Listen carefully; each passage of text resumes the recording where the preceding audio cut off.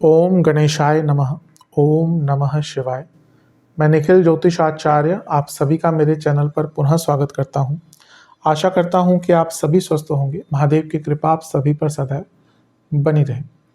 ये वीडियो कर्क यानी कि कैंसर के लिए बहुत विशेष है, क्योंकि वीडियो है 20 से 26 अक्टूबर 2025 के साप्ताहिक राशिफल के बारे में। कैसा रहेगा आने वाला सप्ताह कर्क के लिए। जो मेरा साप्ताहिक राशिफल होता है वो प्रमुखतः चंद्रमा और उनकी गति पर आधारित होता है। चंद्रमा एक बहुत विशेष ग्रह है।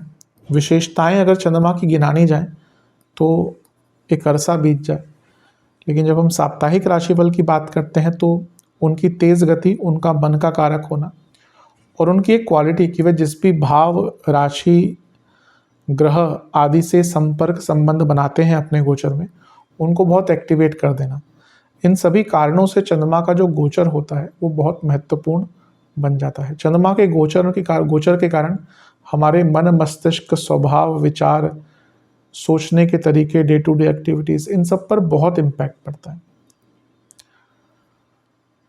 इस अंधकारमय जीवन में ज्योतिष एक मात्र विद्या है जो हमें गाइड कर सकती है। भले ही ये राशिफल सामान्य आधार पर दिए जाए, लेकिन एक जनरल गाइडेंस के लिए, जनरल डूज एंड डोंट्स के लिए बहुत उपयोगी होते हैं।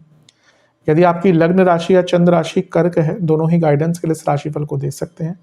जहां से आपको ज़्यादा सूट और रिलेट करता है वहां से इसको ऑब्जर्व कीजिए। व्यक्तिगत तौर पे मेरा मानना है लग्न से देखेंगे तो अच्छा, इनकेस नहीं पता है तो चंद्र राशि से भी इसको देख सकते हैं। शुरू करते हैं। चंद्रमा आपके चौथे घर में आ जाएंगे, लेकिन ये 20 तारीख को नहीं होगा, ये 21 को होगा। हम कन्या का गोचर कवर कर चुके हैं, तो कन्या में वो 21 तारीख की सुबह 10 बजे तक रहेंगे। तो हम जो उनका पहला गोचर है इस हफ्ते का, वहीं से स्टार्ट करेंगे। तो चंद्रमा चौथे घर में यानी कि तुला में आ जाएंगे 21 अक्टूबर सुबह के 10 बजे और 23 अक्टूबर रात के 11 तक यहीं पर रहेंगे। चंद्रमा का चौथे घर में आना बहुत अच्छा नहीं होता, कारको भावनाशय दोष लगता है। चंद्रमा एक ऐसे ग्रह हैं जिन पर कारको भावनाशय दोष सबसे ज़्यादा लगता है। बाकी भी ग्रहों का वो सेम रूल अप्लाई होता है, पर सब पे उतना ज़्यादा स्ट्रांग नहीं लगता जितना चंद्रमा पर लगता है। लग्नेश है, चौथे घर में है, राजयोग बना रहे हैं। अच्छा, चंद्रमा सूर्य के साथ है तो ये धन योग भी है, क्योंकि लग्नेश और धनेश साथ में है, सूर्य धनेश है। चंद्रमा मंगल के साथ हैं जो आपके दशमेश है, पंचमेश है, योग कारक ग्रह हैं, और ये ग्रह सारे 10वें घर को देख रहे हैं। तो कार्य क्षेत्र में कुछ अच्छा हो सकता है, रिकॉग्निशन मिल सकता है, प्रमोशन मिल सकता है, काम बन सकते हैं। बुध के साथ भी है जो उपचय घरों, आपके उपचय घर के स्वामी हैं, तो ऊर्जा भी रहेगी, बदलाव लाने का मौका भी मिलेगा। लेकिन ये सारी भौतिक चीज़ें हैं। चंद्रमा कहीं ना कहीं मन के कारक हैं, तो जब चौथे घर में आए तो क्या बना, कारको भावनाशय दोष। चंद्रमा सूर्य साथ में है तो क्या बना, अमावस्या दोष, और ये इमोशंस के भाव में हो रहा है। चंद्रमा बुध साथ में आ गए यानी कि कंफ्यूजन। चंद्रमा मंगल तो अच्छा योग है, लेकिन फिर भी मंगल है, सूर्य नीच के हैं।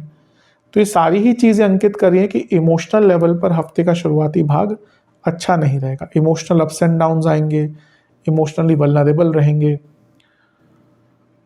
मन पर बिल्कुल कंट्रोल नहीं होगा, घर में कलह कलेश हो सकते हैं, लड़ाई झगड़े हो सकते हैं, इमोशनली बहुत उतार चढ़ाव वाला समय रहेगा। तो इमोशनल लेवल पर ध्यान दीजिएगा।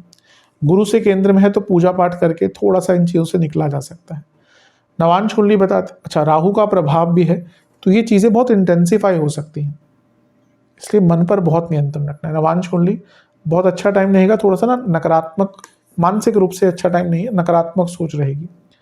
दशांश, करियर में कुछ गलतियां हो रही थी उनको सुधार पाएंगे। जहाँ तक बिजनेस की बात है वैसे ठीक है, लेकिन अगर आपके पार्टनर्स हैं तो पार्टनर्स के बीच में विद्रोह हो सकता है। लव लाइफ, एक ही चीज़ का आपको ध्यान देना है लव लाइफ के हिसाब से कि बाहरी लोग बहुत प्रभाव डाल रहे हैं और इससे निकलने की कोशिश करनी है। वैवाहिक जीवन, ऐसी कोई बहुत बड़ी दिक्कत तो नहीं है, लेकिन बोरिंगनेस आ चुकी है, तो उस पर काम कीजिए। स्टूडेंट्स, अति उत्साह से बचिएगा। सेहत की जहाँ तक बात है,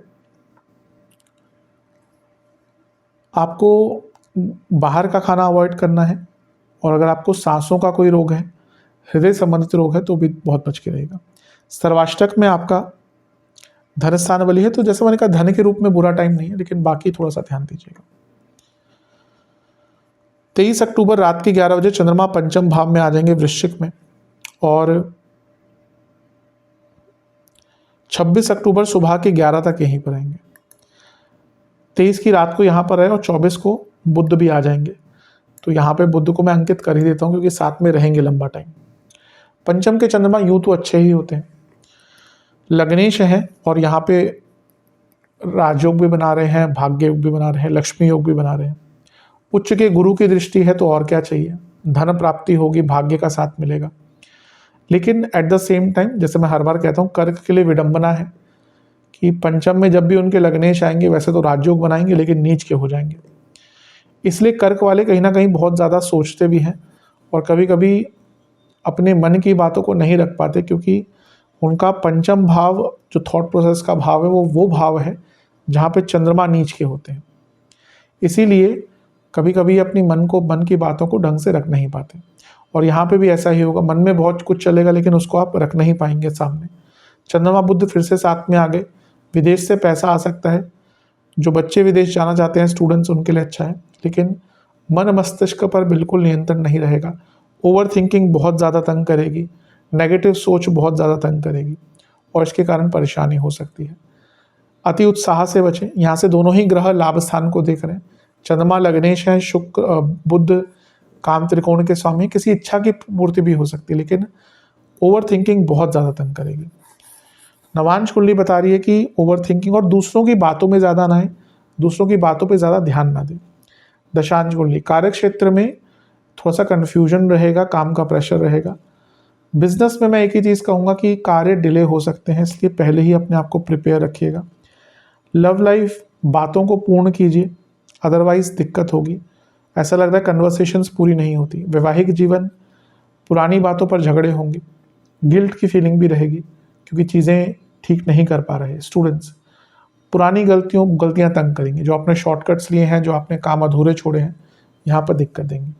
सेहत के हिसाब से स्किन डिसऑर्डर, गले के रोग, पेट के रोग। सर्वाष्टक में आपका धनस्थान ही बली है, पैसा आएगा। धनस्थान बली है, लक्ष्मी स्थान में चंद्रमा है। 26 अक्टूबर सुबह के 11 बजे चंद्रमा आ जाएंगे आपके छठे घर में, यानी कि धनु में, और सप्ताह के अंत तक यहीं पर रहेंगे। चंद्रमा का छठे भाव में आना मिश्रित माना जाता है, कुछ अच्छा कुछ बुरा।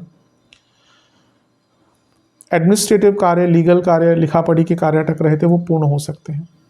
नए आइडियाज़ भी आ सकते हैं, काम भी आगे बढ़ सकता है।